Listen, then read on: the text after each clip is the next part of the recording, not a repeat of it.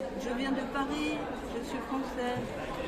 Ce matin, nous avons discuté sur le problème des femmes migrantes, particulièrement venant d'Afrique vers l'Europe, et de la mondialisation. On continue cet après-midi. Alors, voilà l'idée.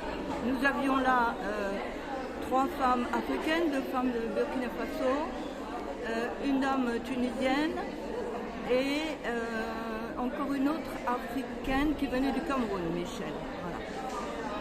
Et donc, pourquoi on essaye de comprendre pourquoi les femmes partent. Est-ce qu'elles sont obligées de partir? Oui, manifestement. Comme on a dit, on ne sait pas très bien décider si elles sont obligées ou si elles partent volontairement. Parce que la situation économique est tellement terrible. Et ça pourquoi? À cause de la mondialisation. C'est pour ça qu'on veut voir, essayer de réfléchir sur la relation entre la mondialisation,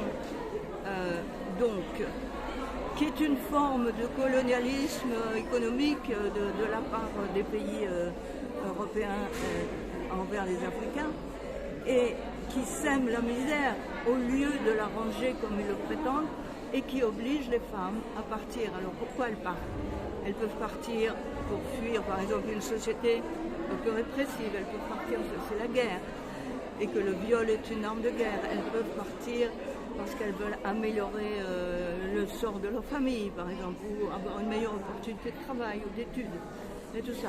Mais fondamentalement, ce sont des femmes qui refusent de se soumettre à la situation qu'on leur propose et qui décident qu'elles peuvent faire autrement, qu'elles peuvent prendre leur vie en main, et elles prennent des risques énormes, des risques de mourir en Méditerranée, de mourir sur la route, d'être violées, d'être toutes les violences possibles et imaginables, mais elles le font et elles sont actrices. Et à ce titre, nous pensons que ces femmes, on leur donne tout notre respect et toute notre admiration pour leur force, et qu'on a beaucoup à apprendre d'elles. D'après ce que je comprends et ce que nous allons réfléchir ensemble, il faudrait aider les gens en Afrique à créer des entreprises. Alors il y a déjà des ONG qui le font, et qui aident par de l'argent ou par des contacts ou par ceci ou cela,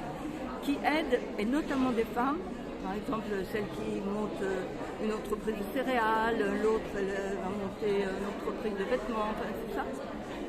Et comme ça, créer des emplois en Afrique et essayer que les gens restent avec tout leur talent et avec toute leur intelligence en Afrique. Alors, il y a aussi la mondialisation de l'esprit, ce que Aminata Traoré, la malienne, l'écrivain malienne a appelé le viol de l'imaginaire, c'est-à-dire qu'on met dans l'esprit des gens en Afrique que seule l'Europe est le bon modèle. C'est vraiment le modèle à suivre et tout. Alors que pas du tout. Et que, alors je sais bien, les difficultés sont énormes, mais je crois que c'est le devoir des pays développés d'aider justement les gens en Afrique à créer des entreprises et à créer des emplois de manière à ne pas avoir à s'exiler.